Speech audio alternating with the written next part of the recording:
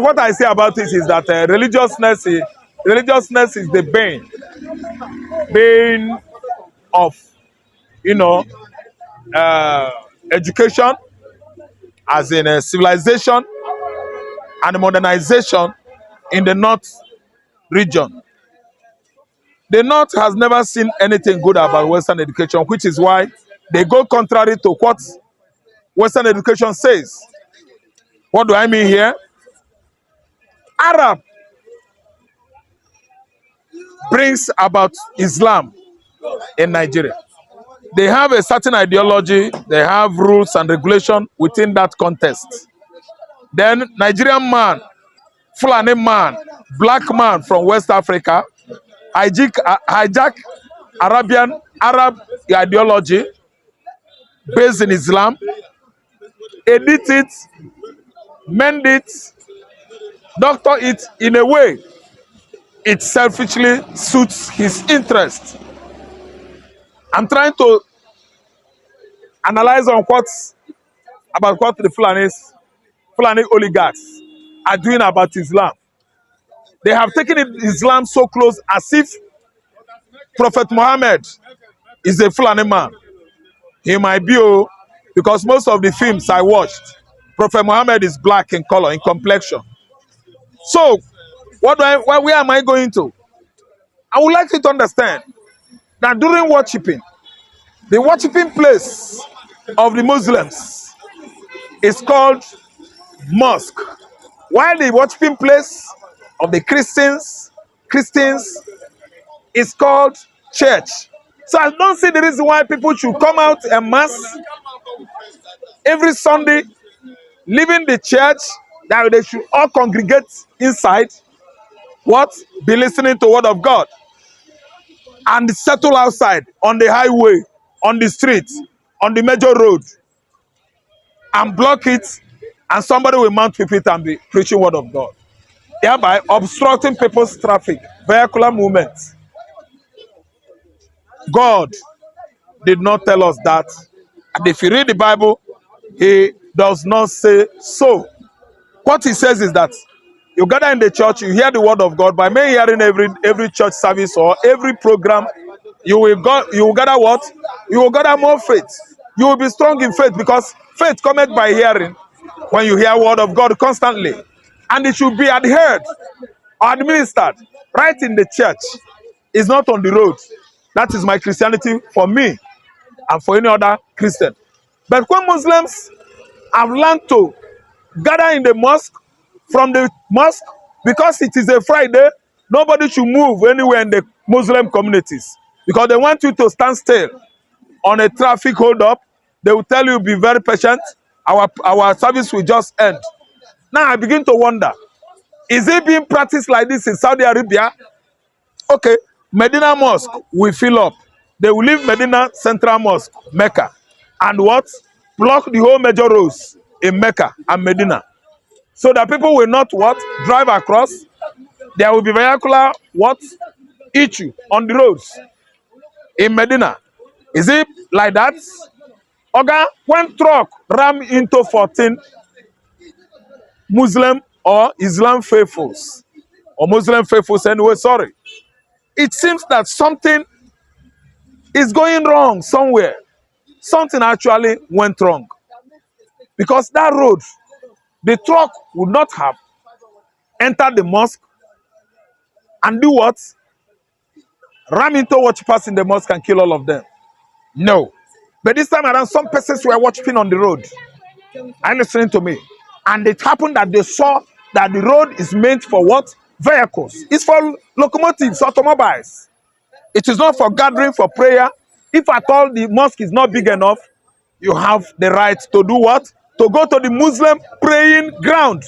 There are Muslim praying ground all over Lagos, which is why we don't have this kind of issue in Lagos State, except only at Pensilima, Mochalachi Pensilima. Every Friday they will block there. Yesterday they blocked the road, because they want to worship. You must wait for Muhammad and Allah, so that they will worship finish. When they finish worshiping, you can drive across. But in Lagos State as well, we have many prayer grounds. We Muslims go in there Yoruba Muslims go in there and worship and go to their various households. But in Kano State, no. Because Kano State is the headquarters of Fulanis. The headquarters of Caliphate. Instead, the Sokoto. Are you listening to me? And this time around, they want to show you that they know how to worship Allah more than Yoruba man. Hausa Fulani man can never attend to any mosque presided by a Yoruba imam.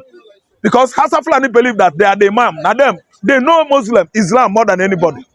So that's why as they were watching on the road, mistakenly or maybe by brake failure, that truck rammed into those 14 worshippers. Tralanana, as Allah wills. I know that many of them will say that this is what Allah wants. Someone carried me on a Okada. That was yesterday. We were coming, navigating towards Oba. On getting to an interception from Muibi Street, where it intercepts Ajayi Road, he drove direct to a man, a passers-by, a commuter, trying to negotiate rights. I said, my friend, didn't you see this man? He said, no, whatever want to happen, God has willed it. I said, you're a lie. It is not will of God. You saw this man with your two eyes. You want to go and hit him.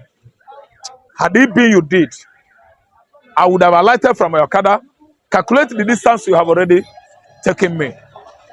We've already, gone. Or so far, it has taken us to be here. That distance, if half kilometer, if meters, I will pay you. You will go. I will board another Okada. He was laughing. We were debating. I say, you're a youth. You can mutter English. At least you understand small. I say, yes. I say, religion has finished your generation. You have gone short of your glory and your destiny.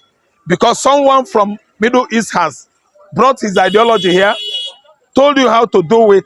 You deviated from doing it the right way the white Arab man told you. You are now inviting the ideology of Ottoman Danfodio from Senegambia. And you want to do that one to show yourself that you are Fulani, you are above every tribe in Africa. I said, let me tell you, you end up in doom. If you are trying to tell me that Allah has willed you hitting this man, that is will not Allah's willingness. Allah has willed it to happen. I say, Allah did not orchestrate it. You are the one that machinated it. You started it out of ignorance, out of ethnic bigotry and religious bigotry. You just wanted to hit a passers-by. It is an inevitable accident. Inevitable thing in the sense that you're a human being, you are not a robot.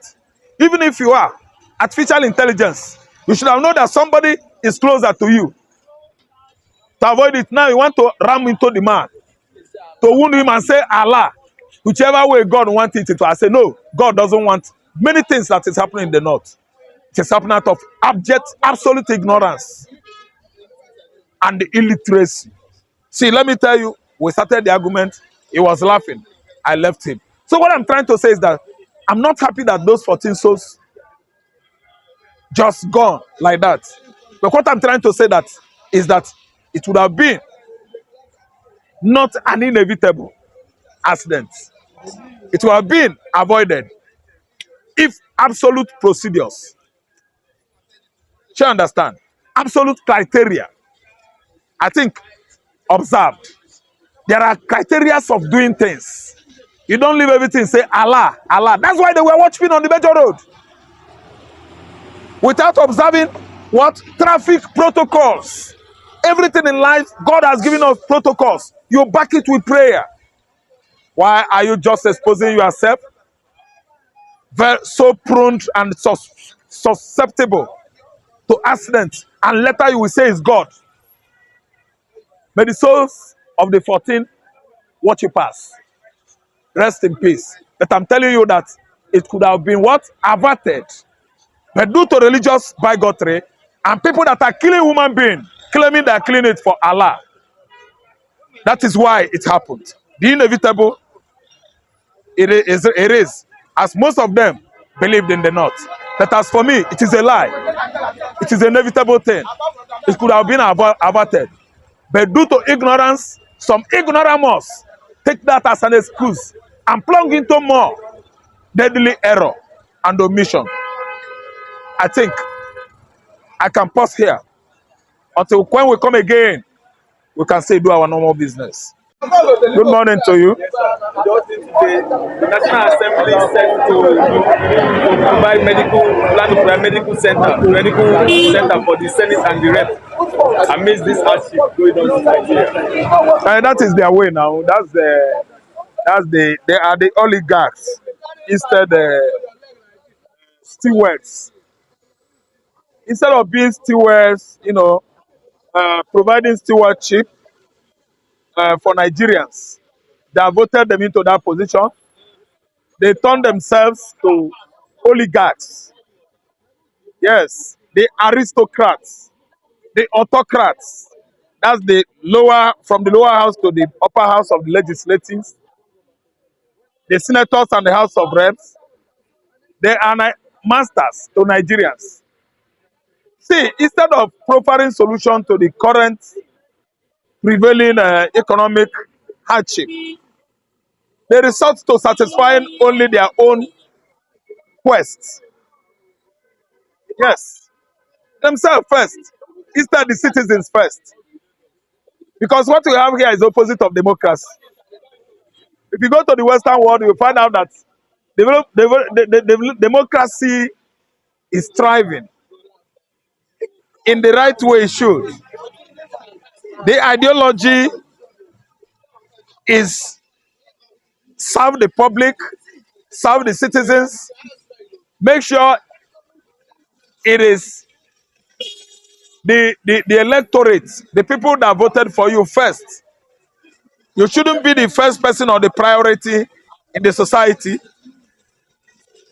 but the citizens, the poor masses, the people should be. But in Nigeria, reverse is the case. Because this place is the worst black country in the world. They only take glory of boasting that Nigeria is the most populous black nation. What does that mean? Most populous in illiteracy, most populous in wickedness, most populous in religious bigotry, most populous in ethnicity, ethnic bigotry, most populous in poverty, most populous in certificate forgery, most populous in hostility against their brothers, most populous in insurgency, a situation whereby a particular region in Nigeria has not seen anything good in Western education. They invited Boko Haram and give it their local name. Say no to Western civilization because of what? Arab man ideology, Islam. Because Arab feel that if Europe infiltrate Europe's civilization or imperialism, infiltrate the northern region of Nigeria, Islamic ideology is gone. So now the Arab resort to extremism and chip it into northern Nigeria. And today, Western education is not only gone down, but human beings are lying in waste there. The cultivating or the cultivatable land has turned to what? Deserted killing fields. Because banditry and the Boko Haram insurgents, they have subjected all the farmers there to what? Daily slaughterhouse, abattoir. Abattoir. The farmers are being slaughtered on daily basis to the level that before you could go to a farm now in the core north, northwest, mid-north, northeast, you should pay tolls. They are paying tolls to Boko Haram insurgents, to bandits, to Fulani herdsmen and Ansaru terrorists. In fact, to cap it all, ISWAP is collecting taxes from various communities in Niger State, Borno State, Yobe State, Zamfara State, and so on and so forth. So that's why they should at least, whatever they do, I mean the people in the authority, they carve themselves out from Nigerian citizens. Now they are about to erect that medical establishment. They have started it already. because I know they are the one that will debate the bill, how much it's gonna take, and they are the same people that will sign it. So I'm telling you that they have sealed it up, so that they will have a different hospitals where they go for treatment. Their wives and their children, they should be going there. They won't be using public hospital anymore. See, let me tell you, this is just the beginning. Tinubu has modern democracy and its tenets. The ideology of democracy is gone here during Tinubu regime, because Tinubu feels that he can do anything in Nigeria and get scot-free. Listen and listen good. Very soon you will see a different public transportation, a different road entirely, motorable roads that will be used by the people, the family of the presidents, the family of the Senate presidents, the family of the vice presidents, the family of the governors and deputy governors, local government chairmen, and all that. Rest of them. They are going to have a special mass or federal government assisted supersonic train, tram, the one that is used electrically, operated by, cable, cable bus for senators, cable bus for the families of the governors. They won't be using same public transportation with you and I again. Time is coming. 4-1, 4-armed.